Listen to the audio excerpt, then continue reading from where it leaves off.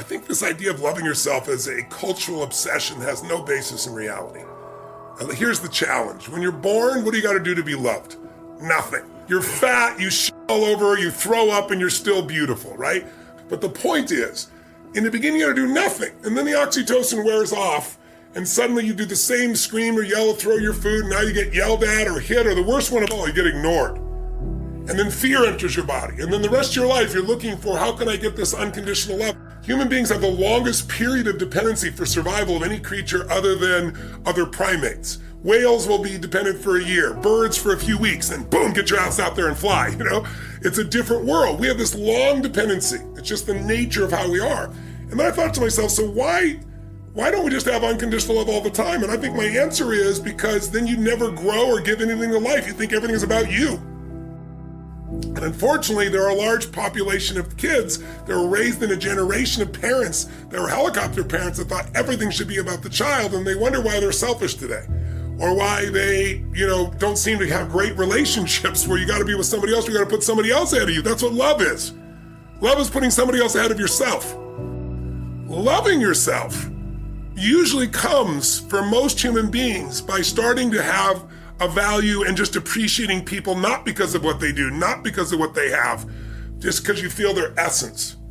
And it's easier to do that with somebody you love than it's with yourself, but when you start to with somebody else and you're not judging, you're truly loving them, then it's much more natural because you're already doing the loving. You're not getting it from somewhere else. Someone may say something, look at you a certain way as a trigger, but all love is self-love. This bullshit, I don't love myself. If you've ever been someone who felt loved, you loved yourself. They didn't love you. They said something, they did something with their eyes, and you used that as a trigger to release love inside of you. But loving yourself every moment, all the time, is not the secret to success. Having appreciation for yourself is different than constantly loving. Now, in the Bible, it says, love thy neighbor as thyself. So I think it's a worthy goal and it's useful, but most people are obsessed with it. And I think get on about living a life that's meaningful and you'll love yourself. As long as you focus on you, you're not going to love you. Because the human brain is always looking for what's wrong, what to protect, what needs to be changed. It's a survival instinct.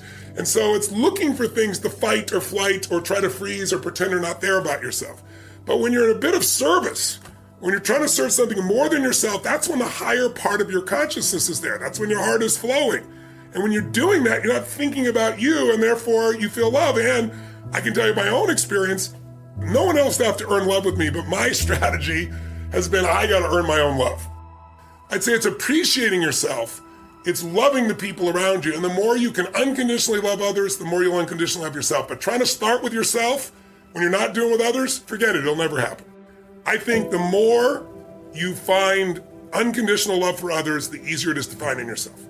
And I think the focus is serving and loving, and that's what will get you to the point where you start doing it. But if you want to speed it up, stack all the good you've done, you'll feel great about yourself. All those reactions are natural human reactions from ego. Because it's all about you, me, what I'm not getting, what I'm not doing, and that's why you're in pain. And so I'm not telling you like I haven't done this. I've done it too in the past, but it's an old pattern I don't really do anymore. And it used to affect me. Now, not a dominant one, I wouldn't have become who I've become. Early in my life, I developed this belief that life is calling not to give me something, life is calling for me to deliver things, for me to bring something to life.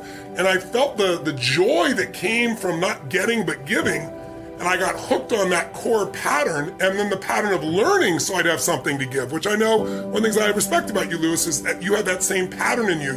You're always trying to learn more because underneath it all, you also want to give it. You want it for you, but you want to share it, right? Today, people don't understand the power of their language, like toxic. We live in a culture now where people, you're evil or you're like me. The whole world, everybody else is immoral unless they do what you do, think what you think, experience what you think. We have this whole thing that words are evil, words are action, it's bullshit. And all it does is make you incredibly weak as a human being, and you're more than that. We all are more than that. There's so many kids that have been raised to be safe and secure every moment. Anything that's insecure or unsafe, they don't want to be a part of, including language. And what it does is make you incredibly weak and fearful. And that's why there's so many people that are angry all the time. Because they're angry because they're not growing. So don't get me wrong.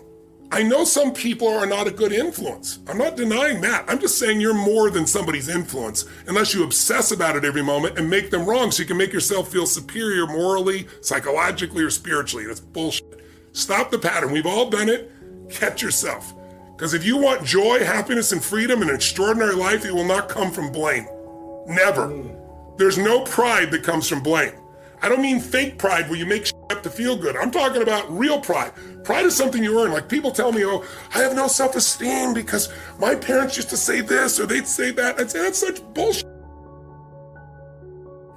I said it's bullshit, that's why you don't have self-esteem. Self-esteem does not come from what people say about you. Self-esteem comes from what you experience about yourself. See, someone can tell you your whole life you're a piece of crap, and there's part of you go, you're full of it, I'm gonna show you. Lots of people have done that. They never bought it. Or someone tell you you're beautiful your whole life, you go, I'm not really beautiful. So what people tell you doesn't matter at all. It's what you stack. It's what you assemble. It's what you create. It's the habit of what you put in your head. And today I don't blame you because we got a whole culture that's always blaming somebody else for something in their life.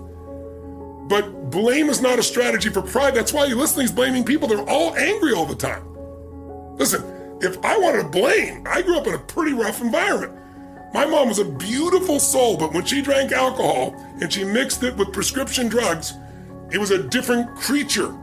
And it was a violent creature. And I have a younger brother 5 years younger and a younger sister 7 years younger. And my mom would get nuts. And I didn't want them to get hurt. So I was 5'1" in high school. She grabbed me by the hair and smashed me against the wall till I bled. Your biography is not your destiny. And it doesn't matter what you've been through. What you decide now is what's going to control your life. I said, look where I am right now. Because I wouldn't assemble the story that my past equals my future. The past only equals your future if you live there. If you're using a rear view mirror to guide yourself, you're gonna crash. So what you've been through is horrific. What you've been through is unjust. I'm on your side. But if you hang on to it, you have no future and you have no one to blame but yourself. But when you have no reference and all you do is go online, you talk to other people, making everybody else toxic and I'm like this and they didn't do that, then you get to have this shitty life just like those other people. Why are they online so much? Because they don't have a life, right? Don't be one of those. Free yourself from the chains of your past. I'm not saying your past doesn't matter, but listen, you've been hypnotized by a culture of weakness. There are people that you don't want to hang out with that will not serve you. But then move on. Don't sit there and talk about it constantly. Don't waste your time. If someone can get your goat, if someone can piss you off, if someone can make you feel less than, that's God coming to you saying, grow. You need some spiritual growth. There's got to be some change in your perception, your belief, your emotions, your spiritual look of life, so that can't happen anymore. It's like your growth is the only limit to your happiness. If you're not happy, you're not growing in some area. And usually it's a place where you're blaming, you're pointing the finger, but you can't control that. You can't make it not happen. What you have to do is become stronger than any of it so you're free. Freedom comes from growth. Freedom does not come from control.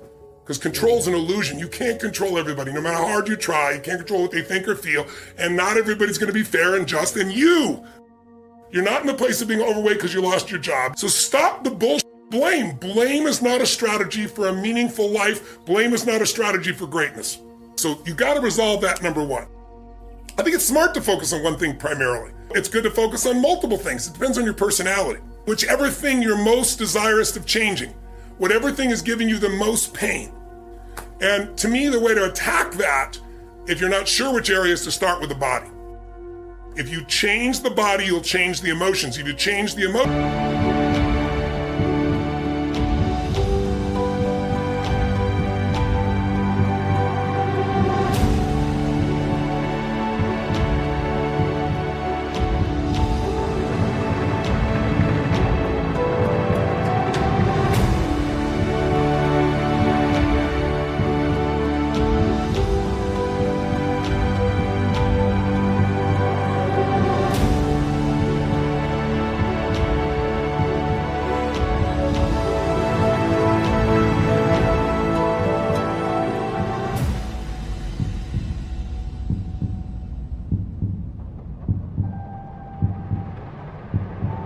emotions, you'll change your decisions, you'll change the quality of your life. Because the quality of your life is your emotions. It's not what you get. You can have $1 billion and commit suicide. People have done it, right? You can have beautiful relationships and commit suicide. You can have people loving you and be sad all the time. Our pattern of emotion is our home. And you have to upgrade your home. You have to train it. And one way to train it is the emotion comes from the way you move, the way you breathe, the way you speak. So there's certain things you got to do physically so you're strong enough to remember the truth. Because remember, fear is physical. You're strong enough, you push through in spite of the fear, right? And courage feels different in the body. So when you go lift or you go for a sprint or a strong run or you jump in that freezing water, when you push your mind to go beyond what's comfortable, you feel a strength inside you, and that strength will help you to change your body, your emotions, your relationships, whatever. But then the other thing I gotta say is model someone who's successful. Don't just do this shit by trial and error. Like, find somebody who has what you want and figure out what are they doing different than you in their relationship. They're not lucky. They're doing things differently. And so instead of learning by trial and error, which can take decades you may never learn, find someone's got what you want, study what they do, every aspect of it, and then add yourself to it. And that's the pathway to speed of transformation. So maybe it's time for you to think for yourself and model what works instead of just what you're told. That's something to consider for yourself. You need to put yourself in a position, if you're gonna be successful, is to have ideally your own business or a business where the more value you add, the more you earn. You can work for someone else and do that. If you have stock options, you could do that if you've got bonuses. If you really want an extraordinary life, if you're gonna grow, you need to make whatever business you're part of, even if you work for somebody else, you gotta think like an owner. Because if you do, you become one. And if you think like an owner and you're gonna succeed, then you gotta model the people that are successful. It's like why we put this challenge together. It's not just me. What's gonna make that business work or not is two things. Do you understand who your ideal client is? You can't be a client to everybody. Who's your ideal client? Who's the client that's gonna stay with you when the economy gets bad? Because when things go down is your greatest opportunity. So you gotta be prepared for whatever's coming, and the way you do that is know who your ideal customer is, who you can add value to, fall in love with them. What do they need? What do they want? What do they hate? And not fall in love with your product, fall in love with them so you can keep meeting their needs and then come up with an irresistible offer. If you have those two things, you're gonna win. Life is not about me, life is about we. The quality of life is the quality of relationships and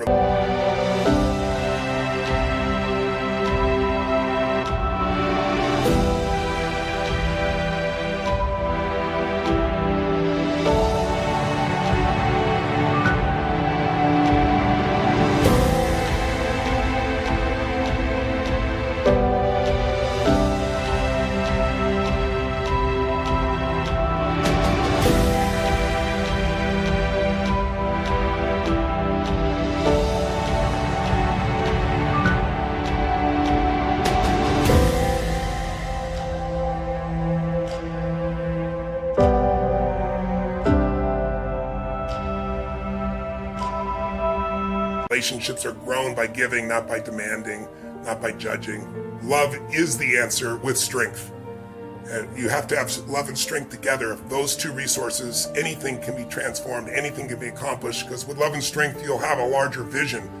I'd say constant, never-ending learning will make life not only interesting, but the meaningfulness will come because you'll have something to give, and that'll tie back to the first piece that I described. So I think greatness is service. In the end, it's not going to make you happy, it's who you become, and it's who you've been able to touch.